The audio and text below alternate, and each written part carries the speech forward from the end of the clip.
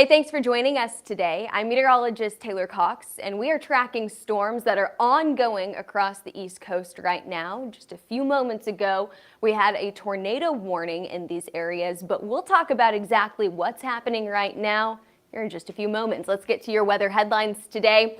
Storms are targeting the east today. So while we have multiple chances for storms, anywhere from Texas to Arkansas, up to the Pacific Northwest, that main risk is going to be along the East Coast.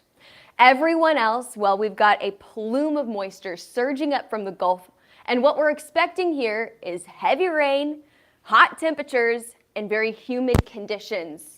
We will also see a flooding risk through the rest of the week. And as we head into the weekend, we could see storms returning to Oklahoma and Texas. That's our next significant chance for severe weather. Until then, what we're working with are just these few little areas. You know, we've got one area across Texarkana, we've got another area across the East Coast, another area across the Pacific Northwest. That type of pattern will continue as we head into the end of this week, but then changing this weekend. Well, we'll have to see about that. And we'll talk about what we're exactly expecting as we head into June. Let's see, do we have anything severe warned at the moment? We have that watch in place right now. Let's get some information on this severe thunderstorm watch. This goes until 9 o'clock this evening. That's Eastern time for you. Over 2 million people for this watch. Obviously, millions also included in that watch for Roanoke and Charleston as well. And I see one severe thunderstorm warning on the map, but a lot of flood alerts as well. 2, 3 severe thunderstorm warnings on the map right now. Let's get some information on these storms. Okay, so mostly this is going to be for wind. 60-mile-per-hour wind speeds are expected here. This is going to be a very, very similar setup to what we see the rest of the afternoon. We're going to see a lot of strong wind with these systems that are coming through right now, crossing I-95. Let's get some information on this severe thunderstorm warning that's warned pretty far out ahead of that system. So you can see there's those storms. We've got 60-mile-per-hour wind speeds possible with these storms that are going to continue to move to the southeast as we head into the afternoon. Now, as always, let me know where you're watching from today because we're covering a lot of different areas across the U.S. Let's go ahead and talk about what we saw over the last 24 hours. Now, I want you to notice something about this map. What we saw over the last 24 hours were mainly storms in Texas, right? We talked about that significant risk in Texas yesterday. We didn't have any risk, not a marginal nothing, in Oklahoma. However, we still got a severe thunderstorm warning or multiple severe thunderstorm warnings here. Now, again, that's because of the lack of upper air forcing that we have right now. We don't have a big system telling these storms exactly where to fire. So we think we have a good idea on what's going to happen for the day, and yet we could get a rogue thunderstorm or two, especially with how much rain we've got going on out there. That happened yesterday. We're going to see that potential again for today. So yesterday, let's talk about Texas for a moment. We had severe thunderstorm warnings for very large hail across the southern portion of Texas just to the south of San Antonio. However, not actually reaching San Antonio until the second wave of storms that came late at night with a very, very strong wind danger with it. I think these severe thunderstorm warnings were warned for 60, 70-mile-per-hour winds at times.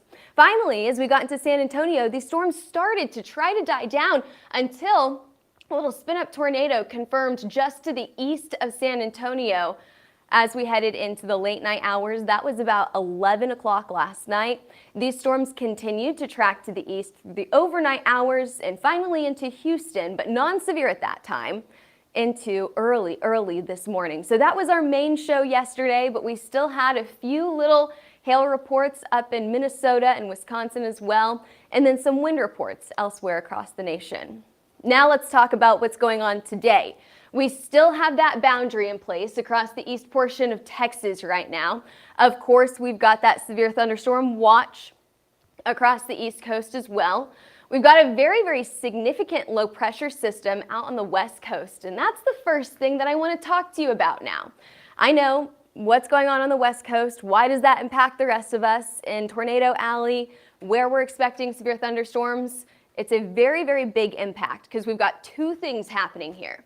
We have a low pressure system and we have a high pressure system. Right now, those areas that we normally expect storms this time of year under that high pressure system impact. What does that mean? Mostly calm conditions. If you get rain, it'll be mostly non-severe, and it means very, very warm. So there's your high pressure system. There's your low pressure system. We're going to expect some strong winds up here thanks to that low pressure system today. We have a scientific term for this high pressure system. We call this an We call this an omega block. And basically what that means is it's kind of a halt in traffic. So things cannot come this way. We are just kind of stuck in this high pressure system through the next few days. And that's why we're seeing these very, very odd severe weather patterns that we don't normally see this time of year. So this omega block is going to stay in place at least until the end of this week. Then you can see this low pressure system. It's trying to make its way over towards the plains. That's going to actually put off a little shortwave into Oklahoma and Texas. And that's going to be our next chance for severe storms. Until then, we get to hang out with this warm, humid, and a little bit of a rainy condition in this area until we get into the weekend. So that's just a peek into what we're expecting into the end of May. Let's talk about today, let's talk about tomorrow, and then we'll get into June. So today, May 27th, we have a level 2 risk for severe weather across the East Coast. We've got another risk across Texas and Oklahoma. Let me actually go back to this map here. I want to talk about this. East side of Oklahoma, west side of Oklahoma, just these little severe weather risks here. I'm not expecting a ton out of this, but maybe 1 storm, 2 storms are possible over here. Very, very similar up in Wisconsin, similar to what we saw yesterday. Little hailstones possible, nothing too crazy except for on the East Coast here in the Virginias. Tomorrow, remember that low pressure system that I told you about? We're staying up in the Pacific Northwest. That's where we're expecting a few more strong thunderstorms. We're pretty quiet on Friday. We've got one little area across Oklahoma and New Mexico and Texas on Friday. But then after that, I do think that we could see maybe some severe weather into this weekend. I'm not guaranteeing it. I wouldn't bet on it, but that would be my next chance if we had one for severe weather, Oklahoma and Texas this weekend on Saturday and Sunday. But let's talk about the flood risk. So even if you're not in that severe weather risk today, we've got a lot of people in that flood risk. We've got a level 2 risk down anywhere from Houston to the southern portion of Louisiana, and then up into the Virginias, the northern portion of Kentucky, southern portion of Ohio. That level 2 flood risk means that scattered flash flooding is possible through the rest of the day. We've got a level 1 flood risk for the rest of the week across the southeastern portion of the U.S., where we just have shower after shower in this area, continuing to keep up that flood risk through Friday. Now let's take a look at that wind forecast. Again, the most likely area for severe storms today will be anywhere from Charleston to Roanoke, all the way off into the East Coast, including Virginia Beach here. Pretty low risk for severe weather across Texas and Oklahoma. Got 2 little areas there.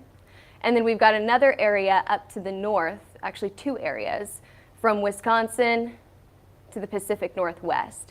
And some very, very strong wind is possible in this area as we get closer to that low pressure system. So we're probably on the upper side of this range here, from 65 to maybe 75-mile-per-hour wind speeds in this area. Not a ton of storms, just a few storms in this area, but the risk for strong wind is definitely there.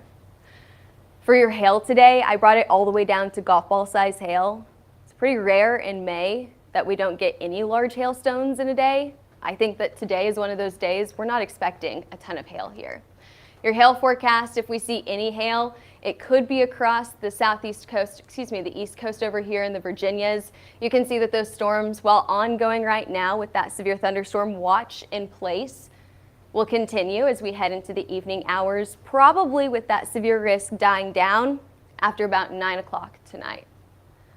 What other areas do we have today? Where are we going next? Oklahoma and Texas, storms are possible.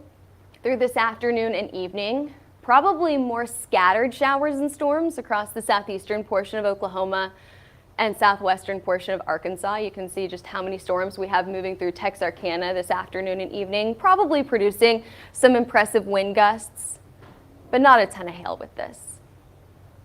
And then maybe a few little hailers across Texas, but it's such a low risk.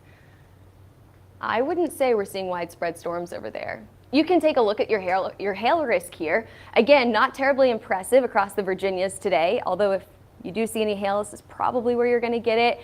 Texas, I mean, maybe you could see 1 or 2 hailers over here. You've got a better chance across Amarillo and Lubbock. But again, models are just not producing a ton of storms in this area. Other than that, that flood risk is going to be our main concern. We had a ton of rain down in southern Texas yesterday over the last 24 hours, early this morning. We're going to see more rain over these areas where it's just round after round of showers and storms, of course causing that level 2 flood risk for today in 2 different areas. And then we've got a level 1 flood risk for tomorrow, Friday, and Saturday. Moving on here, let's talk about your severe timeline for tomorrow. I'm actually going to fast forward. I want to go back to this low pressure system. Remember how I said this low pressure system is pretty stagnant for the moment, thanks to this high pressure system just not moving at all, right? They're both stagnant for right now. We've got another area for severe weather in the northern portion of our Pacific Northwest. So let's talk about that. Pretty low wind risk for tomorrow. Other than that, most of us will stay severe clear. So it's quiet through the middle of the week, but when do things start to change? Well, as we head into this weekend, I did mention earlier that we will slowly but surely start to see another shortwave come through here. And I think that I have another graphic to show that. Let's see. I'm going to pull this in real quick. In the meantime, if you guys have any weather questions, let me know in the chat. John's watching over here. John says we're all good for now. Okay, so, is hail done in DFW? I would not say what done for the season. No. DFW is the hail capital of the nation, if not the world. We will see another storm in Dallas-Fort Worth. However, right now, we're pretty quiet over there, okay? Really, really quiet in Dallas. Actually, your next chance, I would say probably this weekend, you could see a chance in Dallas. These storms may stay a little bit to the north of Dallas, talking about western Oklahoma and the Texas Panhandle. Vicksburg, is this Mississippi? I'm going to assume you guys are going to test my geography real quick. Vicksburg, Mississippi. How many people live in Vicksburg, Mississippi? About 20,000, according to the 2024 population census. Where are you guys at? You're just across the Mississippi River outside of Jackson. You guys are probably out of the severe risk for today and tomorrow. Out of the severe risk this weekend. You're going to get a lot of rain, though. Here, let's zoom down. I'll answer your weather questions, even if they're not in the severe risk. For anyone who doesn't know, there's Vicksburg. Ooh, some nice showers coming in later on this evening, about 8 o'clock tonight. You've got some rain moving in. Clear by tomorrow morning, but it looks like you've got another round coming for you by tomorrow afternoon. Now, let me tell you, you guys are absolutely in that flood risk as we head into the end of the week. So today and tomorrow, make sure that you watch out for flooding concerns because it's near a level 2 today and a level 1 tomorrow in this area. You guys have more rain coming through on Friday afternoon. But your severe risk in Vicksburg is going to be, and all of Mississippi, is going to be very low. Any other weather questions before we move on to talk about temperature? I think we're all good? Another question about Kansas City or St. Louis. You guys are pretty similar to our Mississippians, where you will be out of the severe weather risk for today, tomorrow, most likely Friday, Saturday, and Sunday. I think as we head into the weekend, we're more likely to see storms across the southern plains. We're talking about Oklahoma and Texas here. Lubbock today does have a severe weather risk. Okay, you're going to see a few storms, not a ton, but you do have a very low risk for some hail. Not large hail. Don't hold me to large hail. Just a little bit of hail. Got lots of questions about cities. Joplin, Missouri, done for the year. No, I think we'll see a second round in June. We're usually not done at the end of May. We usually see another round either by the middle of summer or somewhere in the fall. When will we transition into El Nino? I wish that Martin was here to talk about this because he has been our La Nina, El Nino expert. So we're making that transition right now. We're expecting a super El Nino by the end of this year. Let me see if I can get a time period for you guys for El Nino. You know what I'll do is I'll actually just link, was that a Facebook or a YouTube question, John? That is a Facebook. Facebook question? Okay, perfect. I'll link our El Nino report to Facebook later on so that you guys can see that transition timeline. I don't have it in front of me right now. That's Martin's expertise. But he did a great presentation on exactly when we're expecting to see that transition. So I'll link that in the Facebook once we're done with this forecast. But let's look ahead. Let's look into May. Let's talk about those increasing storm risks as we head into the end of this month. So we're talking about Saturday and Sunday. The first day of May is next Monday, May 1st. Increasing storm risks across the western portion of Oklahoma, Texas, and the eastern side of New Mexico. Again, we've got that low pressure system. It's going to eject a little short wave over here. That's going to disrupt the weather in this area. We've got tons of that moisture that's coming up from the Gulf right now. Hopefully that can get together and create some sort of storm system for us because we've been very, very quiet for the moment, or for the time being. We are going to stay pretty quiet at least through today and tomorrow, but then we've got an expectation for storms in this area this weekend. We're going to continue at that flood risk as we head into this weekend as well, and then we have some heat moving in as we head into the end of this month and early into June. Look at this, we've got some really, really warm temperatures through the northern portion of the U.S. and out to the west coast. However, we cool down just a little bit across the southeastern portion of the U.S. here. We've got even more rain coming in as we head into the first part of June. I hope that's not a flood risk, maybe more storms, but maybe not as much flood. That I'm not quite sure about, but I do know that we're going to see more activity come through this area as we head into the very beginning of June. And then I think we'll see even better chances for severe weather, you know, that typical May action through the second week of June as well. So we've got a little bit of storms this weekend, probably more as we head into the following weeks. I know it's really quiet right now. A very odd setup for May. Any last minute questions before we get going here? You guys have had a ton of great questions today. Rainfall totals for Rockwall and Rowlett, Texas over the last 3 hours. This is wildly specific. Let me see if I can get this for you.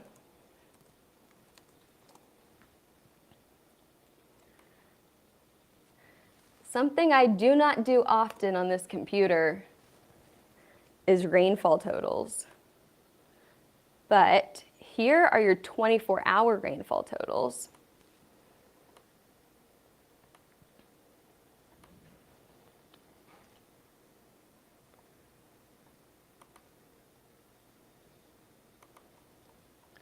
Let's see if we could get something more specific for Rockwall, Texas.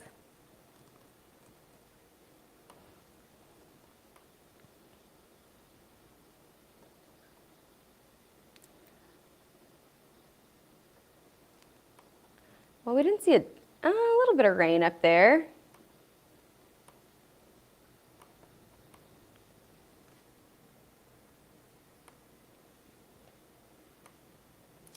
I wish we could get some cities on here, but if I were to, I mean, right now we've got 2+ inches Let me see if the National Weather Service has a more exact range for us.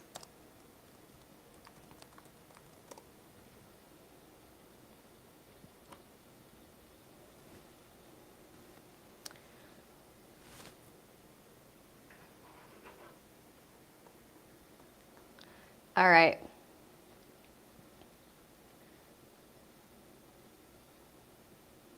How about this? Rockwall Municipal Airport in the last 3 hours.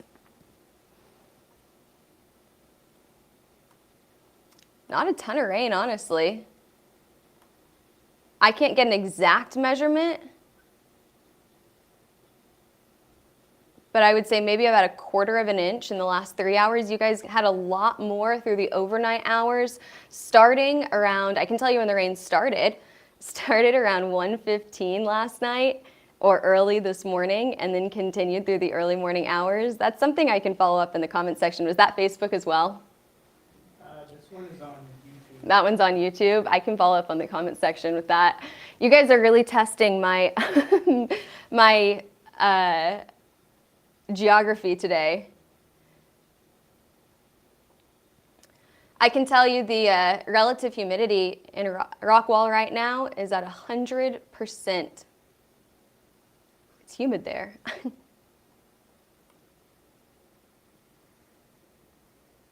3-hour precip. Oh, here we go. All right, over the last 3 hours, Rockwall has gotten about 1/10 of an inch at the municipal airport. But earlier this morning, so from about 12, I'd call it about 1 to 4 a.m., you guys got 1/16 of an inch. Not a ton.